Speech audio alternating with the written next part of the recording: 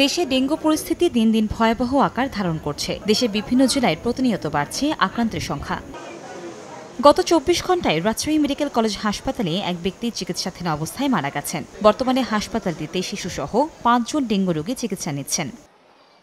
এদিকে বরিশাল জেলায় লাফিয়ে লাফিয়ে বাড়ছে ডেঙ্গু আক্রান্তের সংখ্যা। শয্যা সংকটে বরিশাল শেরেবাংলা মেডিকেল কলেজ হাসপাতালের মেডিসিন ভবনের মেঝেতে শুয়ে চিকিৎসা নিচ্ছেন রোগীরা। গত ২৪ ঘণ্টায় বরিশাল বিভাগের রেকর্ড সংখ্যক ১৫৭ জন নতুন করে ডেঙ্গুতে আক্রান্ত হয়েছেন। এই বিভাগের ৬ জেলার বিভিন্ন হাসপাতালে চিকিৎসাধীন আছেন ৪৫০র বেশি রোগী। বরিশালের ৫০০ বেডের হাসপাতালে রোগীর চাপে হিমশিম অবস্থা কর্তৃপক্ষের। ডাক্তার রিপোর্ট করছে, রিপোর্টের মাধ্যমে ডেঙ্গু ধরা গেছে। চিকিৎসা চলে কিন্তু এই মশার জোশের এমনি জায়গায় খুব একটা বিচ্ছিরি। আমাদের শেরেবাংলা মেডিকেল কলেজে আসলে আমরা রোগী ফেরত দেই না, যত রোগী আছে তত রোগী চিকিৎসা দিই। তো সেক্ষেত্রে হাসপাতালের বেডে যদি আমাদের জায়গা না হয় সেক্ষেত্রে মেঝেতে থাকে, এবং যারা হাসপাতালে বেড আছে তাদের তো নামাই দেওয়া যায় না। তো চিকিৎসা এভাবেই চলছে, চিকিৎসা চলবে।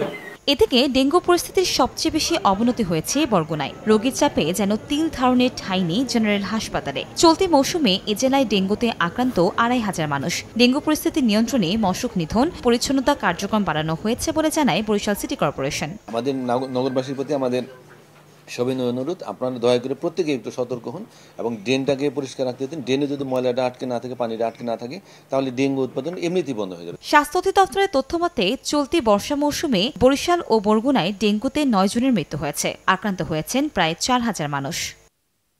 কনক আজাদ, সময় সংবাদ।